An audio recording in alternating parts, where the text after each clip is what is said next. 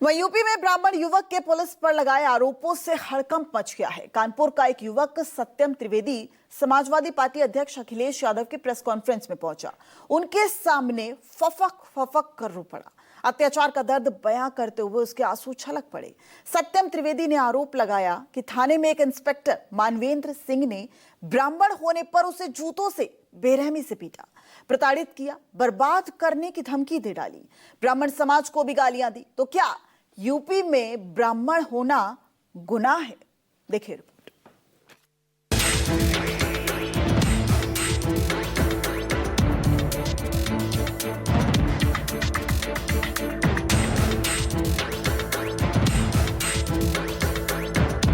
Chair पर बैठाला और हमको अपनी चेयर के नीचे जमीन में बैठाल के अपने बूट वाले जूतों से, ये आज भी हल्के हल्के दाग हैं, उन्होंने मारते हुए ब्राह्मण समाज को गाली देते हुए बद्दी गालियां दी। उसके बाद बोले इसको और मार। समाजवादी पार्टी अध्यक्ष अखिलेश यादव के सामने खड़ा ये शख्स फपक रहा है, रो रहा है, रोते हुए आप बीती बयां कर रहा है। सवाल पूछ रहा है कि क्या यूपी में ब्राह्मण होना गुनाह है? कानपुर के पनकी रतनपुर इलाके के रहने वाले इस युवक का नाम है सत्यम त्रिवेदी। सोमवार को सत्यम त्रिवेदी लखनऊ में समाजवादी पार्टी अध्यक्ष अखिलेश यादव से मिलने पहुंचे। यहां प्रेस कॉन्फ्रेंस में अखिलेश यादव ने सत्यम को अपने पास बुलाया। इसके बाद सत्यम त्रिवेदी अपना दर्द बयां करते करते रो पड़े। सत्यम त्रिवेदी ने गंभीर आरोप लगाते हुए बताया कि पनकी थाने में थाना अध्यक्ष मानवेंद्र सिंह ने उन्हें अपमानित किया और जूतों से पीटा, यहाँ तक ब्राह्मण समाज को गालियां दी। थाने लगे कानपुर, तो वहाँ के इंस्पेक्टर हैं मानवेंद्र सिंह जी, थाना अध्यक्ष हैं। उन्होंने एक कमरे में बुलाया, सामने वाले व्यक्ति को चेयर पर बैठाला और हमको अपनी चेयर के नीचे जमीन में बैठाल के अपने बूट वाले जूतों से, ये आज भी हल्के हल्के दाग हैं, उन्होंने मारते हुए ब्राह्मण समाज को गाली देते हुए बद्दी गालियां दी। उसके बाद बोले इसको और मार। रोते हुए सत्यम त्रिवेदी ने बताया कि जूतों से पिटाई के बाद वो 10-15 दिन तक सदमे में रहा। वो डिप्रेशन में चला गया। उसने अत्याचार की शिकायत भी की, लेकिन कोई सुनवाई नहीं हुई। उल्टा लगातार धमकी मिलती रही। फिर उसने सोशल मीडिया का सहारा लिया। मैं लगातार 25/4/2025 से 10-15 दिन तो इतना संतुलन में खो गया कि मैं आज क्या करूं, लेकिन मजबूरी में मैंने तो सोशल मीडिया तो उसको चलाया। जब आदरणीय अध्यक्ष जी ने जब उसका ट्वीट किया, पहले पुलिस कही थी, कोई जांच नहीं पाया गया। जब राष्ट्रीय अध्यक्ष जी ने जांच के लिए मतलब ट्वीट किया, तब कानपुर के डीसीपी साहब कह रहे इसमें जांच चल रही है। सत्यम त्रिवेदी 23 अगस्त को मीडिया के सामने आया था। उसने अपना दर्द बयां किया था। आरोप लगाया था कि उसे ब्राह्मण होने पर थाना अध्यक्ष मानवेंद्र सिंह ने जूतों से पीटा। 20-25 जूते चेहरे पर मारे, जिससे उसके चेहरे पर निशान पड़ गए। अपनी कुर्सी के नीचे बैठाल के हमको जूता उतारा और 20-25 जूता चेहरे पे मारे, जो कि दाग आज भी मेरा ये बना है, देखिए। और ब्राह्मण समाज को गाली बोले, तुम ज़्यादा ब्राह्मणगिरी दिखाते हो, ज़्यादा पोस्ट शेयर करते हो, तुम्हारा जीवन बर्बाद कर देंगे, तुमको हम बर्बाद कर देंगे। तुम्हारे 23 अगस्त को अखिलेश यादव ने सत्यम की बाइट को एक्स पर पोस्ट किया। उन्होंने लिखा, सत्ता सजातीय की दबंगई का शिकार हो रहा है एक खास समाज, क्योंकि हाथा नहीं भाता। सत्यम त्रिवेदी के आरोपों और अखिलेश के इस ट्वीट के बाद यूपी का सियासी पारा चढ़ गया। समाजवादी पार्टी के कार्यकर्ताओं ने कानपुर में पुलिस दफ्तर के सामने प्रदर्शन किया। पुलिस प्रशासन के खिलाफ नारेबाजी की। सत्यम त्रिवेदी को इंसाफ देने की मांग की।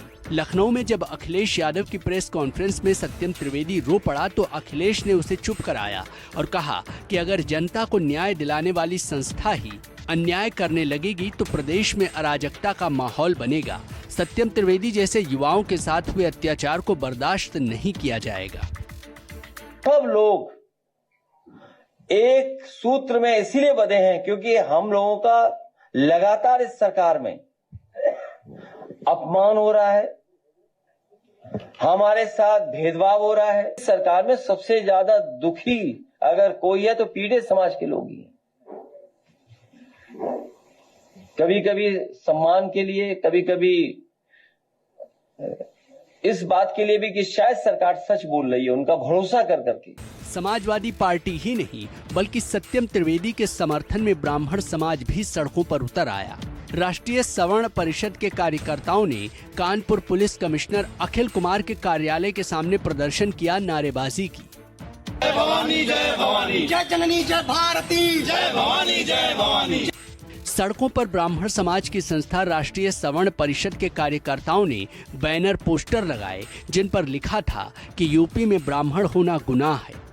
जय भवानी जय भवानी जय जननी जय भारती जय भवानी जय भवानी।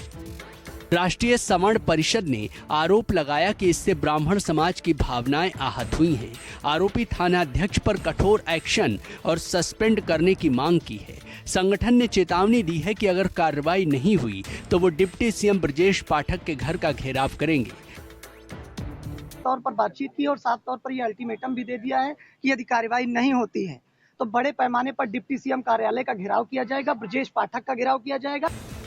मामले को लेकर यूपी में सियासी पारा जहां गर्मा गया है, वहीं ये समझना भी जरूरी है कि आखिर मामला क्या है। तो सत्यम त्रिवेदी ने खुद बताया कि पड़ोसी से उसका विवाद हो गया था, उस पर अवैध संबंध रखने का आरोप लगाया गया जो झूठा साबित हुआ था। लगाया मेरे ऊपर कि उनकी पत्नी से मेरे अवैध संबंध है, जिसमें से कानपुर मानवेंद्र सिंह थानाध्यक्ष ने बहुत कोशिश करी, लेकिन वो झूठा था क्योंकि उनकी वाइफ आके खुद यहाँ डीसीपी साहब के यहाँ बयान दे गई थी और प्रार्थना दे गई कि मेरे उनसे कोई संबंध नहीं है। उसके बाद जब ये चीज हुआ तब एसओ साहब ने क्या किया, हमको बुलाया थाने में समझौता करने को।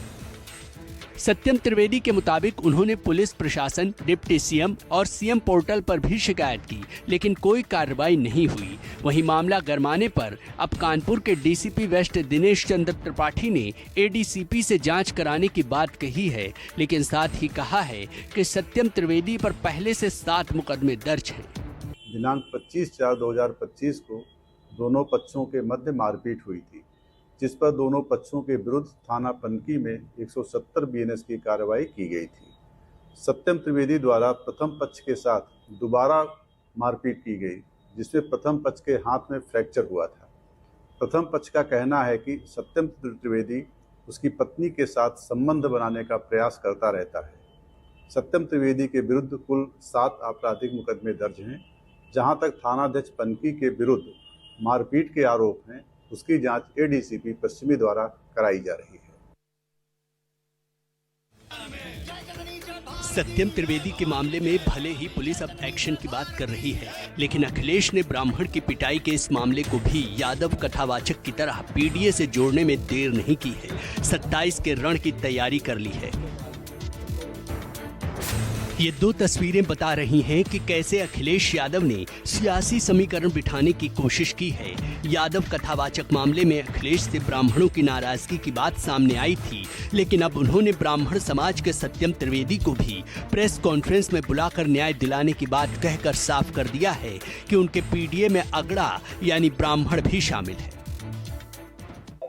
पीडीए समाज के लोग इकट्ठे होकर के आज संकल्प लेकर के जा रहे हैं कि आने वाले समय में समाजवादी पार्टी का जो नारा रहा, पीडीए की सरकार बनाने के लिए, सामाजिक न्याय के राज की स्थापना के लिए अपने गांव में जाकर के अपने घर के आसपास न केवल वोट बनवाएंगे बल्कि अपना बूथ जिता करके समाजवादी पार्टी की पीडीए सरकार बनवाने का काम करेंगे। सियासी गलियारों में चर्चा है कि 2027 के यूपी विधानसभा चुनाव से पहले अखिलेश यादव का टारगेट है कि वो ब्राह्मण समाज के वोट पर निशाना साध सके। इसी समीकरण को साधने के लिए अखिलेश यादव पिछले कई दिनों से हाथा नहीं भाता के जरिए सीएम योगी पर निशाना साध रहे हैं और आरोप लगा रहे हैं कि यूपी में ब्राह्मण समाज के साथ अन्याय हो रहा है। दरअसल हाता गोरखपुर में हरिशंकर तिवारी के घर को कहा जाता है। गोरखपुर में ये चर्चा आम है कि सीएम योगी की हाता से सियासी अदावत रही है और जब ईडी ने विनय शंकर तिवारी के खिलाफ कार्रवाई की तो अखिलेश ने कहा था कि कुछ लोगों को हाता नहीं भाता। अब कानपुर में सत्यम त्रिवेदी का मामला सामने आया तो अखिलेश ने इस मामले में भी ट्वीट किया और लिखा कि हाथा नहीं भाता। यूपी में ब्राह्मण वोट बैंक 10 से 12% है। पूर्वी यूपी में सबसे ज्यादा ब्राह्मण आबादी है। जाहिर है अखिलेश पीडीए के जरिए 27 के चुनाव की पटकथा लिख रहे हैं जिसमें ब्राह्मणों को शामिल करने का प्लान है। यूपी में अखिलेश यादव ने 2024 के लोकसभा चुनाव में पीडीए का फॉर्मूला दिया था, यानी पिछड़ा, दलित और अल्पसंख्यक। यह फॉर्मूला यूपी की राजनीति का गेम चेंजर साबित हो चुका है। अगर पिछले 2 लोकसभा चुनाव के आंकड़ों पर गौर करें तो 2019 में समाजवादी पार्टी को 20% पीडीए का वोट मिला, तो वहीं बीजेपी के खाते में 40% पीडीए का वोट गया। यही वजह रही कि बीजेपी ने यूपी में बम्पर जीत दर्ज की। लेकिन वहीं 2024 के लोकसभा चुनाव में समाजवादी पार्टी के खाते में 33.59% पीडीए के वोट गिरे, तो वहीं बीजेपी के खाते में 41.37%। और यही वजह रही कि अखिलेश यादव ने बाजी पलट दी और यूपी में बीजेपी को चारों खाने चित कर दिया। 2024 के चुनाव में पीडीए का फॉर्मूला यूपी के ग्रामीण इलाकों में खासा प्रभावी रहा, जहां समाजवादी पार्टी ने गैर यादव, ओबीसी, दलित और मुस्लिम वोटरों को अपने पाले में किया। बीजेपी का कोर वोटर अपर कास्ट और कुछ ओबीसी समुदाय माने जाते हैं, लेकिन पीडीए ने गैर यादव, ओबीसी और दलित वोटरों को बीजेपी से छीन लिया। माना जा रहा है कि अगर ब्राह्मण वोट बैंक अखिलेश के पीडीए के साथ जुड़ा तो बीजेपी की मुश्किल बढ़ सकती है। यही वजह है कि बीजेपी हमलावर हो गई। डिप्टी सीएम केशव प्रसाद मौर्य और मंत्री ओम प्रकाश राजभर ने अखिलेश के पीडीए पर हमला बोला है। देखिए, श्री अखिलेश यादव जी का पीडीए फर्जी है। वो मुंगेरी लाल के हसीन सपने जो देख रहे हैं, वह सपना उनका चकनाचूर होने वाला है। पीडीए अर्थात पिछड़ा वर्ग और दलित वर्ग, उत्तर प्रदेश की महिलाएं, उत्तर प्रदेश के युवा, उत्तर प्रदेश के किसान, उत्तर प्रदेश के गरीब जानते हैं कि समाजवादी पार्टी आएगी तो लूट लेगी उनको। ऐसे डकैतों का, ऐसे अपराधियों का, ऐसे माफियाओं का वो एक गैंग है जो एक दल नहीं, मतलब एक तरह से लोगों को खून चूसने वाले दल के रूप में जाना जाता है। बीजेपी भले ही समाजवादी पार्टी की पीडीए पर सवाल उठा रही है, लेकिन यूपी में पिछले कुछ दिनों से ब्राह्मण बनाम ठाकुर का विवाद जोर पकड़ता दिखाई दिया है। यूपी सरकार में मंत्री प्रतिभा शुक्ला भी धरने पर बैठ गई थी, ब्राह्मणों पर अत्याचार का मुद्दा उठाया था। समाज के लोग, यानी अखिलेश ने 27 के चुनाव के लिए वो दबी नस पकड़ ली है जिसे बीजेपी का कोर वोटर माना जाता है, और अगर अखिलेश इसमें सेंध लगाने में कामयाब हुए तो बीजेपी की मुश्किल बढ़ सकती है। लखनऊ से अखिलेश तिवारी और मानस श्रीवास्तव की रिपोर्ट, न्यूज़ 24।